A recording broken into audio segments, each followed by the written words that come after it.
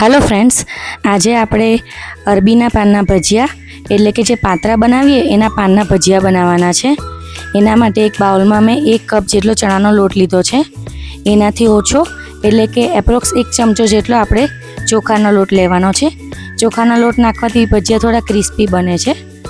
એમાં 1 ચમચી મીઠું, 1 ચમચી લીલું મરચું, 1 ચમચી હળદર, 1 ચમચી ધાણા જીરું પાવડર, 1 ચમચી મરચું, ચપટી ખીંગ ઉમેરવાની છે। હવે એમાં થોડું પાણી ઉમેરી એને મિક્સ કરતા જવાનું છે। મિક્સ થઈ જાય પછી થોડું પાછું પાણી ઉમેરી એને કન્સિસ્ટન્સી એડજસ્ટ કરી લેવાની છે। હવે આ બેટરને 5 થી 10 મિનિટ રેસ્ટ આપવાનો છે અને ત્યારબાદ એમાં 2 ચમચી ગરમ તેલ ઉમેરવાનું અને અડધી ચમચીથી ઓછો સોડા બાયકાર્બ ઉમેરવાનો છે અને એને એક જ ડાયરેક્શનમાં બરાબર મિક્સ કરી લેવાનું છે।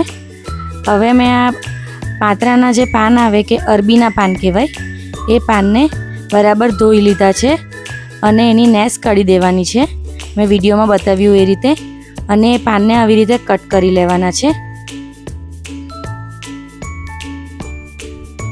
તમે જોઈ શકો છો મેં બધા ઇક્વલ કટ કરી લીધા છે। હવે એ પાનને ભજીયાના બેટરમાં મિક્સ કરી એના સરસ ગરમ તેલમાં ભજીયા તળી લેવાના છે। તેલની ફ્લેમ મીડિયમ રાખી અને ગોલ્ડન બ્રાઉન થાય ત્યાં સુધી બંને સાઈડથી તળી લેવાના છે। તમે જોઈ શકો છો આપણે તેલમાં એને જેવા મૂક્યા તેવા એકદમ સરસ ફૂલી ગયા છે। આ ભજીયા ખાવામાં પણ ખૂબ જ સરસ લાગે છે। આ વરસાદની મોસમમાં તમે જો આ ભજીયા ઘરે બનાવીને બધાને ખવડાવશો તો એ લોકોને ખૂબ મજા પડી જવાની છે। તમે મરચાના ભજીયા, ટામેટાના ભજીયા, અલગ અલગ ભજીયા ટ્રાય કર્યા હશે તો આ પણ ભજીયા ટ્રાય કરજો અને મને કોમેન્ટમાં જરૂરથી કહેજો તમને કેવા લાગ્યા। આપણા ભજીયા તળાઈને રેડી થઈ ગયા છે। હવે આપણે એને સર્વ કરી લેશું।